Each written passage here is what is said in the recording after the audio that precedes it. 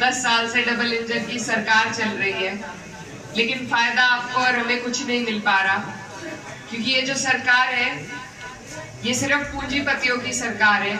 सारी सरकारी संस्थाएं बेचकर पैसे इन्होंने बहुत कमा लिए हैं, लेकिन फिर भी किसानों का भुगतान आज तक नहीं हो पाया।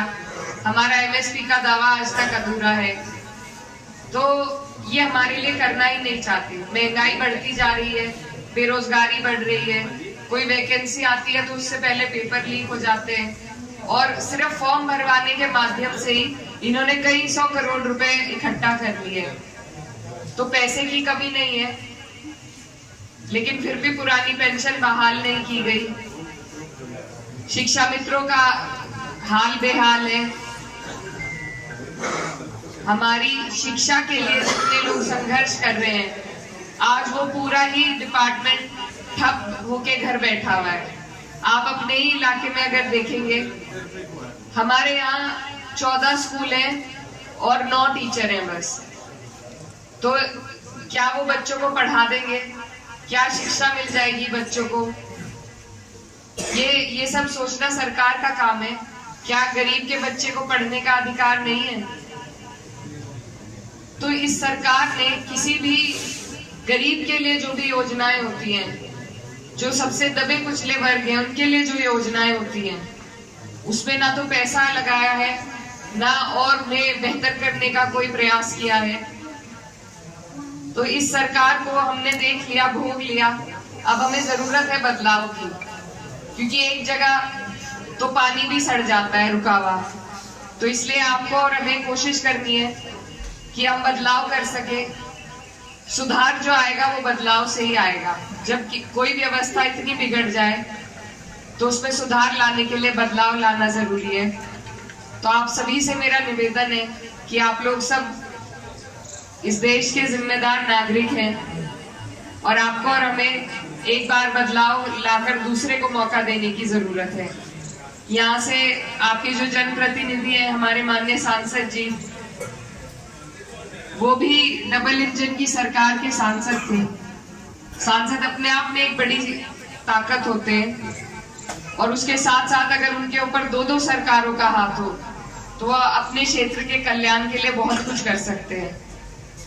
लेकिन यहाँ भी आपके तो वो विधायक भी रहे, ये तो उनकी निजी विधानसभा है। यहाँ पर भी अभी हम गुड़म गांव में थे, वहां पर बाईपास का रास्ता अब तक उसका वादा उन्होंने पूरा नहीं किया। एक पुलिया बननी है वहां, वो भी अधूरी है। तो इसी तरीके के जो भी, चाहे जिस भी क्षेत्र में हम चले जाएं, हमारे यहाँ 10 ब्लॉक हैं, हर जगह यही शिकायतें हैं। और ये शिकायतें इसलिए हैं क्योंकि जब तक जनप्रतिनिधि अपने लोगों के बीच में पहुंचेगा नहीं, उनके सुख दुख में नहीं आएगा, उनकी समस्याओं से अवगत नहीं होगा, तो वो उनका विस्तारण भी नहीं करा पाएगा। फिर चाहे डबल इंजन की ही सरकार क्यों ना हो, जब तक आपका जनप्रतिनिधि आपके बीच में काम नहीं करेगा, वो आपको किसी सरकार का लाभ नहीं दिला पाएगा। तो आज वही हाल है, लेकिन इसमें गलती उनकी नहीं है, गलती आपकी हमारी है कि हमने उन्हें बिना मांगे 90% वोट दिए हैं। तो इस बार आप लोग योग्यता पे वोट दें। ये ना देखें कि धर्म की, बिरादरी, जाति की बात करने वाले ये जो लोग हैं, यही हमें विकास के रास्ते से पीछे खींच रहे हैं। तो इस बार आप योग्यता को देखकर वोट दें, और उनका रिपोर्ट कार्ड आपके और हमारे सामने है। आपने और हमने देख लिया डबल इंजन की सरकार में क्या सब हुआ। अब जरूरत है कि हम लोग एकजुट होकर अपने क्षेत्र के विकास के लिए वोट करें। मैं समाजवादी पार्टी से आपकी प्रत्याशी हूँ। मुझे पार्टी ने बड़ी जिम्मेदारी दी है, और इसमें मुझे आपके सबके साथ की जरूरत है। आप लोगों का क्षेत्र मेरे पिताजी से भी जुड़ा रहा है।